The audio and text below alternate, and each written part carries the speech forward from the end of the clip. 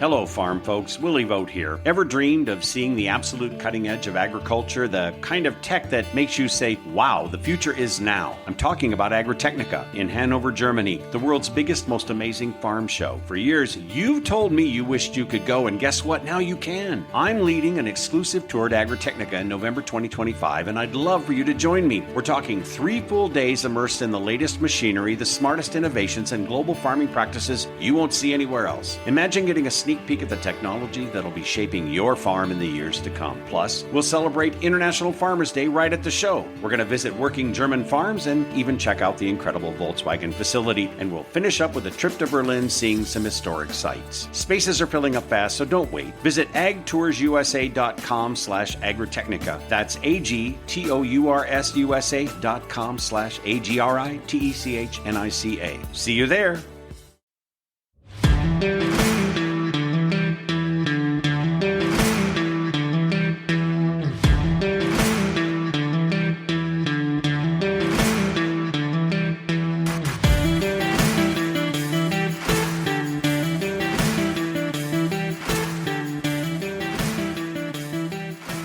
And welcome to North American Ag Spotlight. I'm Chrissy Wozniak. Today, we're diving into the vital and often misunderstood topic of crop protection, specifically the importance of safe access to the tools that help farmers protect their crops and preserve their yields. That's where Growing Matters comes in, a coalition committed to promoting responsible use of crop protection products and ensuring growers have all the tools they need for success. Today, I'm joined by Jeffrey Smith, Associate Director of Industry and Government Relations for Valent, U.S.A., and Dr. Frank Wong, Director of Stakeholder Relations for Bayer Crop Science. Welcome back, Jeff and Frank. I love having you guys on every year, and thank you so much for joining me today. Thanks for having us. Thank you, Chrissy. So can you each start out by giving us a little of each of your background? Okay, I'll go first, Frank. That's okay with you.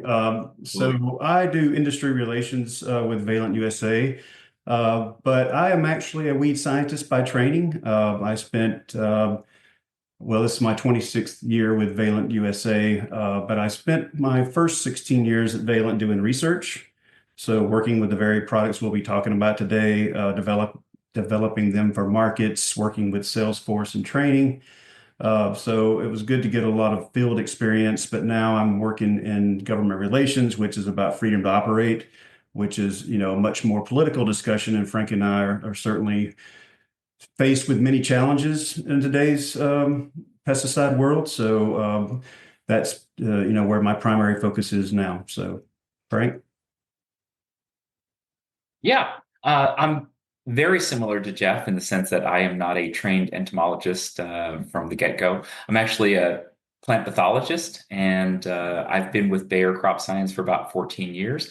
And prior to that, I was statewide extension specialist for the University of California, working primarily in turf and ornamental crops. So I have the benefit of bringing in that experience as well to the conversation. And why would they take a plant pathologist and move them into working on pollinator safety and non-target movement? It's because it's that important of an issue. And so I have been utilizing my background in pesticide safety and stewardship for at least the last 10 years, as far as focusing on pollinator safety and using neonicotinoids responsibly, because it's been that big of an issue for the industry. Yeah, that's great. And thank you both for your service to the industry. Definitely invaluable. So explain what Growing Matters is and why it was created. So, Frank just mentioned, issues around pollinators. So several years ago, there was a big push to protect pollinators, and something we've always tried to do in the pesticide industry is protect any off species or anything not in the field. But there was a big groundswell of political negativity around pesticides in general, but specifically the neonics coming out of the EU. And so there was a lot of misinformation out there. There was a lot of data gaps. There was a lot of misunderstanding about what neonics were and weren't. And so the Growing Matters Coalition was registrants that actually have neonic products getting together and working on generating the data, showing the benefits of these products, getting the messaging out. So it was really a collaborative effort to generate the things to make sure our political leaders, our regulatory groups understood the need for these products and the benefits of these products so they weren't unnecessarily targeted for cancellation. That's my dirty overview of it. Frank, if you want to add to that. Yeah, I'll take a slightly different tack on it, and simultaneously, as Jeff had mentioned, there's all these external pressures as far as folks being very circumspect and looking closely at crop protection tools. I think we can all agree that farming has not gotten easier over the last 10 years, and so there's this definite recognition that farmers and other, agricultural and non-agricultural sectors, really need to maintain the utility of these tools and really benefit from the insect control that they provide. Because again, there's all kinds of other issues, whether they're economic challenges or labor challenges, so on and so forth, that we really feel that losing these important tools just going to make life harder for those out in the field and those managing plants for a living. Yeah, great points. So what is the Be Sure campaign? You do this every year. What is its mission, the messages, and really the goals? So yeah, I mean, in its simplest terms, it's a public service announcement campaign and focusing on the best management practices for the use of neonic products. So, and that's focused across the U.S. We started small. We're focused in the Midwest, and we've since expanded it U.S. wide. And it's not just farmscapes or agronomic crops. It's also urban landscapes, non-ag uses, what Frank had alluded to, his experience in the past. So in the gist, we just want to. It's a stewardship program. We at Valent U.S.A, registration of the product is just the first step. Obviously, being great stewards of our product is very critical, as it is for Bayer and other companies. So it's really about just a little simple reminder to growers that, hey, I know that you are in the midst of planting. You're getting hit with all kind of issues out there today, whether it be just input cost, tariffs, whatever the current issue is of the day. Just a little simple reminder to, hey, make sure you follow the label. If you do that, you follow the label to a T, you're not going to have any issues. And also to use other stewardship best management practices, IPM, which we can talk about in a minute. Other things to, make sure you cover seed, those types of things. So neonics are used as seed treatments. They're used as soil injections. They're used as foliar products. So there's a wide array of uses for these products. So it's simply just getting the word out how to use them properly. And, likewise, I think the current statistic is less than 1% of the US population is working on a farm or has anything to do with food production. And, I don't have the numbers for, other industries like golf courses and lawn and landscape. But, again, I suspect it's a similar number. But, as a result, I think the public really misunderstands the reason why pesticides are a critical part of pest management programs. And more importantly, all of the testing and regulation that goes around pesticides as far as ensuring that, they have a very low risk of harm to the general public. So as a result, I think that, pesticide applicators are just under an incredible amount of public, attention.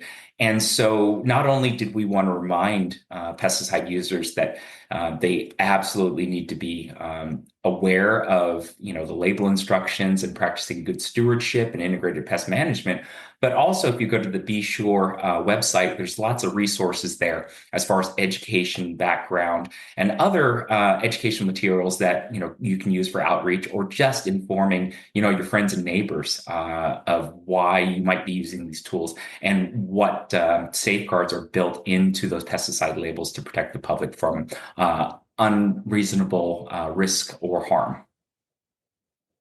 Right. Yeah. And those are really good points. I think, especially in this time where there's a bit of uncertainty with the new administration about where things are going, that it's a very good time to be educating, especially the public as well. And you've both mentioned stewardship many times. So why is it so important to practice proper stewardship when using crop protection products? Well, because as Frank mentioned, and we mentioned, as we said before, there's a lot of pressure on pesticides, and we certainly don't want, misapplications in the field to, continue to bring attention to pesticides. So we want to make sure that they're used where there is no offsite movement, there is no harm to applicators, there is no harm to offsite pollinators or other wildlife. Because to do that, if you don't follow proper stewardship, we could, obviously bring problems upon ourselves. But also, stewardship is also about resistance management. So, the neonics are certainly a key component of a resistance management program. There are very few classes or modes of action of chemistry for growers to use, especially in crops like citrus, cotton. And so if we don't protect these products, we could lose a class of chemistry as a whole that would just be, detrimental to the industry, because you're not going to be able to rotate with, the other two, three. We only have maybe two, three other modes of action out there that we can rotate with to prevent resistance. So, we just want to make sure that people are doing the right thing so we don't create our own problem. And Yeah. again, Chrissy, I'm not the most serious guy in the world, so I'll always take me a grain of salt. But there is a reason why I became a university professor and not a farmer or a small business owner that applies pesticides, because those are really hard professions, right? If you talk about all the things that you have to do to keep your operation going, maybe pesticides are 1% of what is on somebody's mind as far as the other challenges that you might have to face keeping your operation going. And unfortunately, it's really important to use those tools responsibly.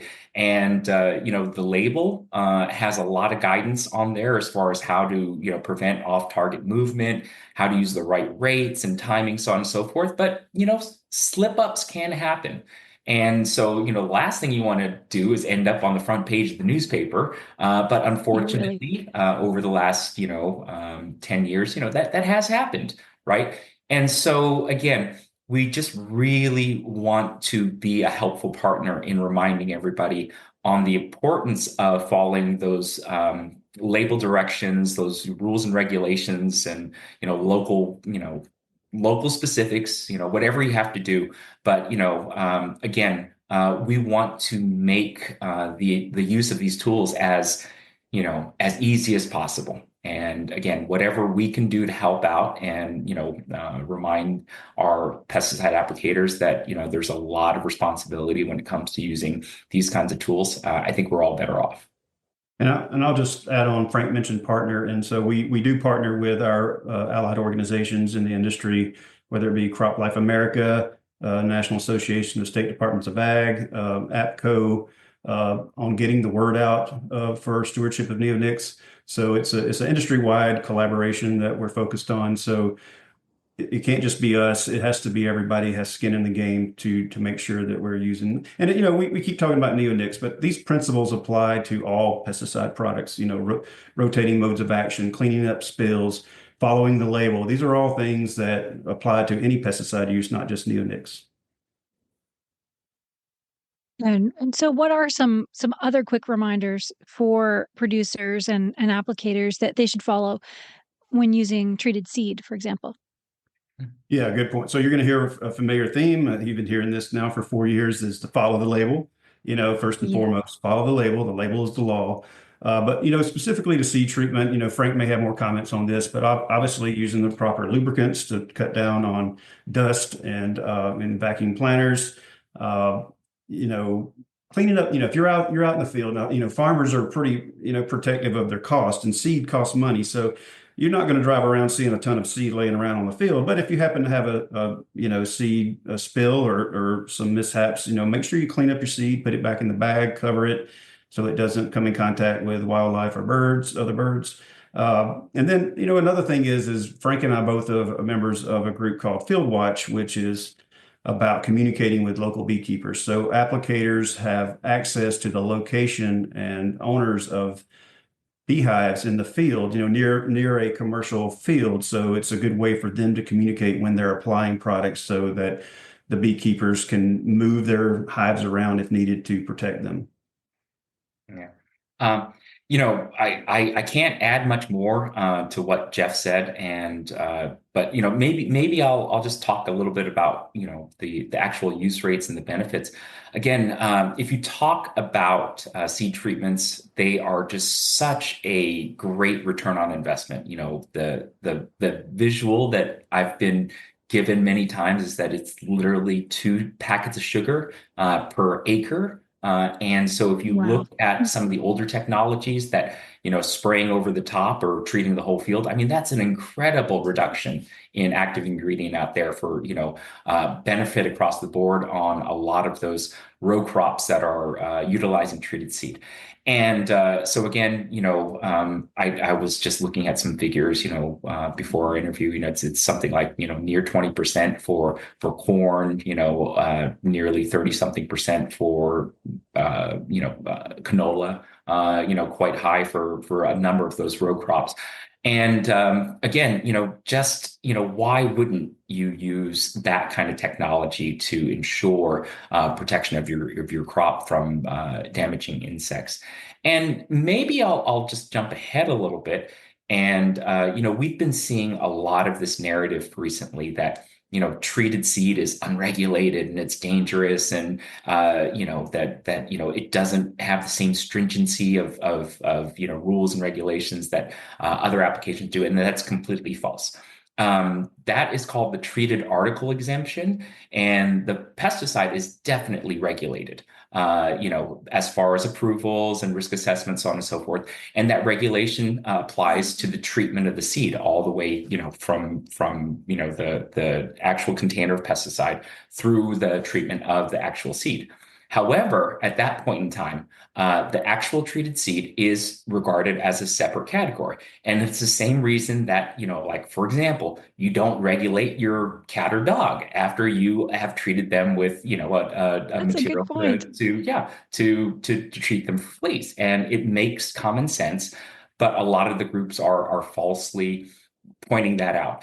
And all I would say there is that, in addition to assuring everybody that the pesticide used to treat the seed is highly regulated, that there are instructions that will come with the seed tag bag or seed bag tag, apologies, or other kind of supplemental material that comes with those treated seeds that, again, you have to pay attention to. So, in this case, it's not necessarily the label, but there are rules, regulations, and instructions there that everybody's got to pay attention to, including disposing of excess seed properly and returning anything potentially to a retailer or distributor as, instructed by the instructions on that seed bag. Jeff, did I Yeah. miss So anything there? Well said. Yeah, thank you. Although I would love to see somebody trying to regulate, a treated cat. If they can, that would be interesting. yeah. If you can regulate a cat, you could probably accomplish a lot of things in life. Yeah, well, I've tried hurting them and it doesn't work very well. So Maybe there's a reason why that is a saying, yes, exactly. Yeah. Just to follow up on Frank's point there, the ironic thing about the attacks on, treated seed, and Frank mentioned the small usage per, dose rates on the field, is that it's a precision ag application. I mean, it's stuff that we have tried to promote and been credited for promoting for decades now, and now it's seen as something that's not good, and it's very disheartening to see. And so it's something that Frank and I and our colleagues in our industry are certainly dealing with at numerous levels. Misinformation about how seed treatments are regulated. And what is the current status of EPA's review on neonics?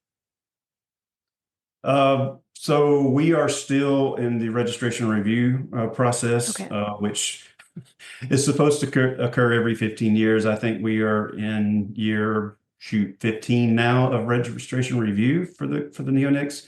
And a lot of that is not necessarily EPA's fault per se, in that there has been a lot of changes in the past 10 to 15 years when it comes to regulatory rules, including protections around pollinators, which we've talked about, which EPA had to go through a process for creating new data requirements for that. Now we had Endangered Species Act work plans that EPA has implemented, and that has bogged down the registration review process. We're getting through that process now. We're 2/3 of the way through as of today. But we expect that there was a proposed interim decision for the neonics, but then the E.S.A. Portion work plan was put out, so they had to bring it back, and they're redoing the proposed interim decision. So once that comes out, there'll be a comment period, and then growers would comment there, and then after that, there'll hopefully be an interim decision and perhaps a final decision once we're probably talking 2-3 years at minimum down the road before a final decision is still implemented. But in the meantime, you can still use neonics as you've always used them. So there's no changes in the label. So yeah, and just to add on to that, as everybody knows, the EPA Endangered Species Act work plan came out in 2022, actually about 3 years ago to the day, because I remember that came out in April 2022, and in fact, on April 29th, the final insecticide strategy was published as well.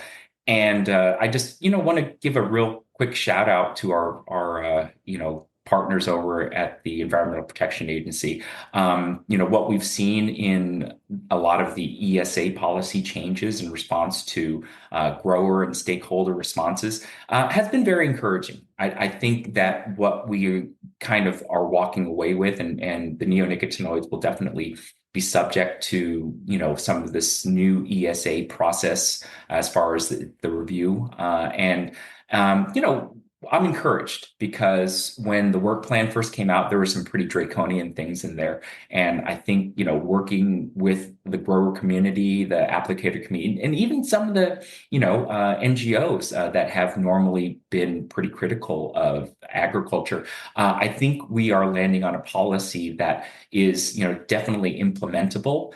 And again, that's the kind of thing that we need to see more of as far as cooperation, to use common sense and solve problems. And definitely, I think, kind of we're set up with, as Jeff mentioned, the registration review of the neonicotinoids to have these new registrations in place that, both protect the utility of the tools and also accomplish the goals of protecting those threatened and endangered species. And, again, my personal op-ed is, hug a regulator, because definitely at the federal and state level, especially with a lot of changes in government, I think, they're under a lot of pressure right now to, with potential workforce reductions.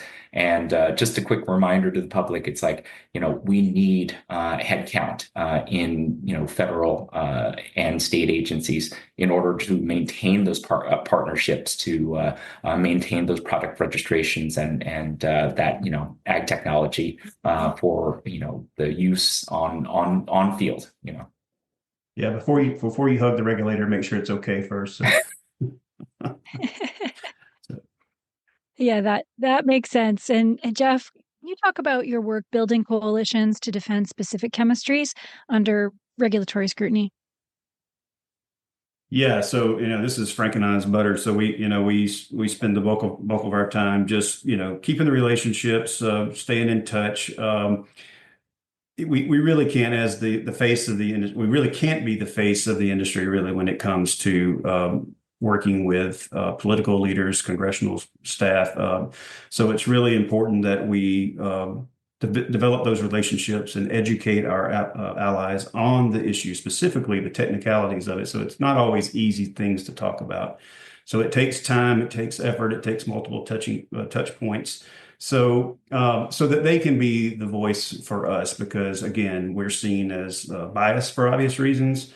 So they really have to communicate the benefits of these products, why they need them, what would happen to them if these products were to go away. And Frank's and our job is simply to make sure that they understand and they're active communicating. We both get constant requests for engagement, requests from our companies to X product, help me get this through, help me pull it out of the agency, help me defend this action. So it's a constant effort. In fact, Frank and I have been worried about so many things going on, so many comment periods, whether we talked about the pollinators, the E.S.A. Now we've got MAHA.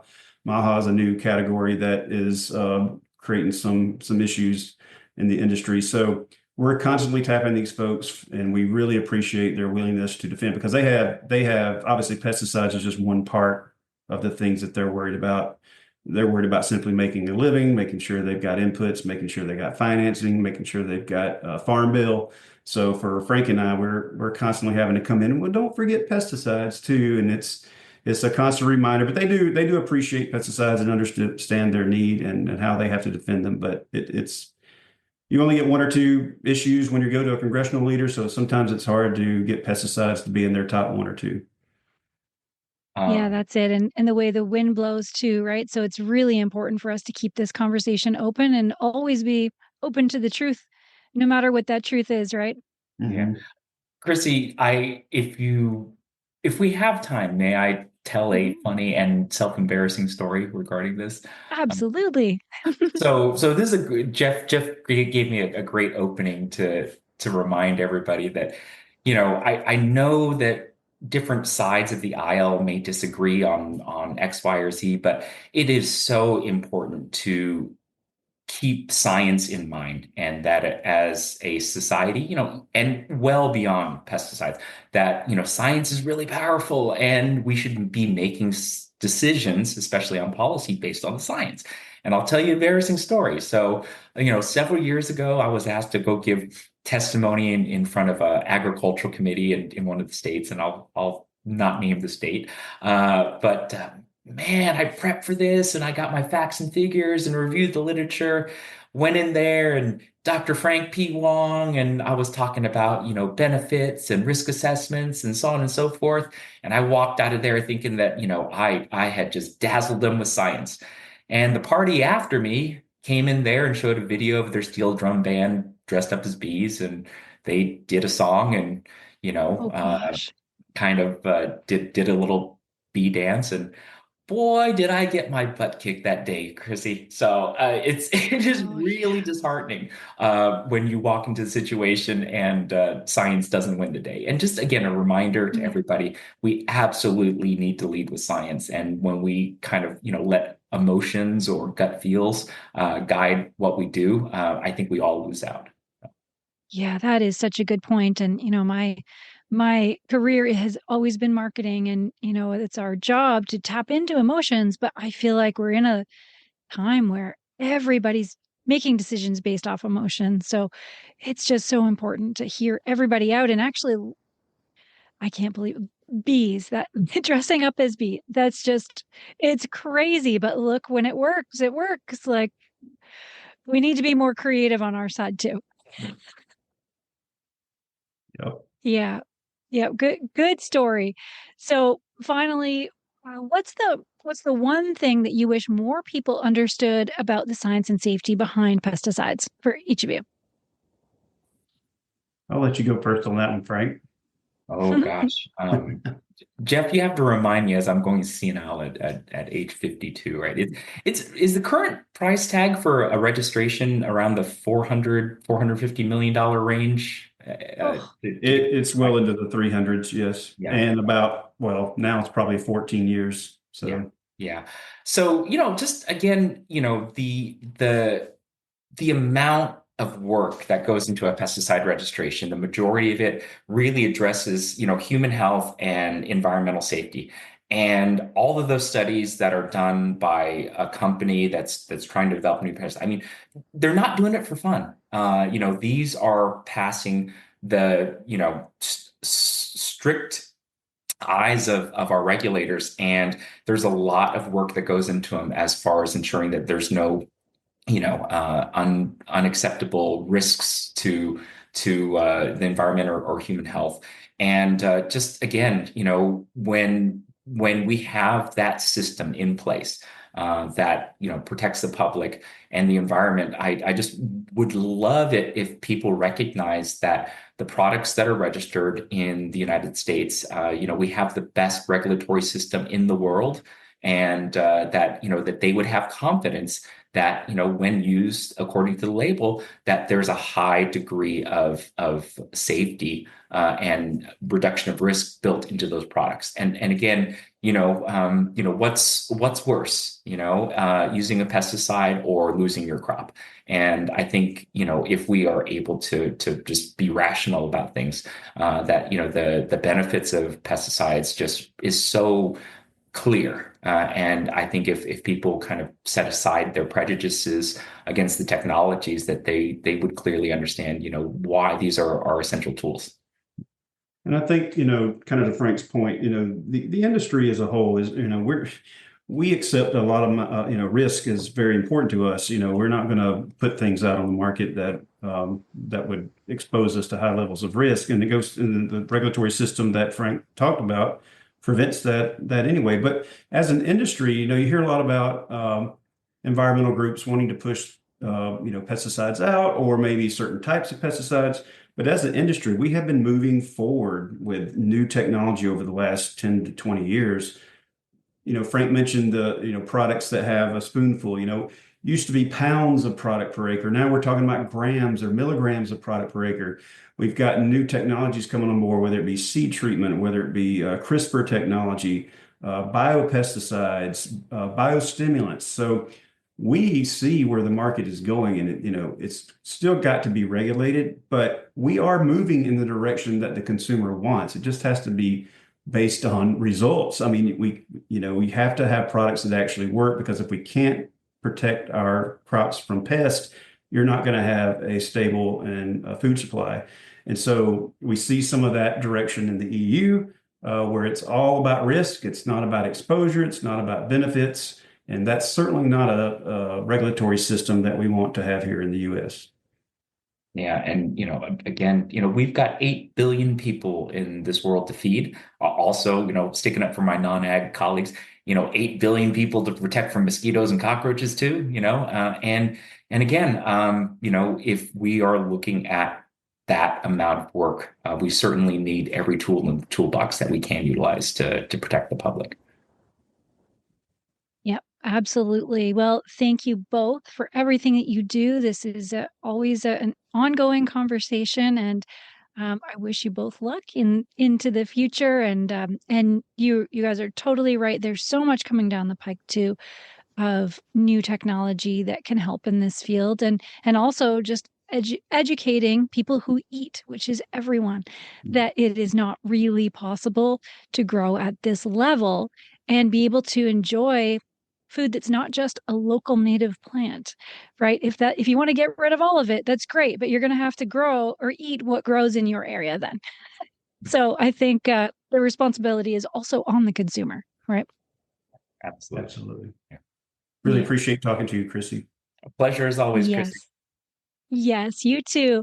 And thanks to all who are watching or listening. If you want to learn more, the links are provided in the show notes.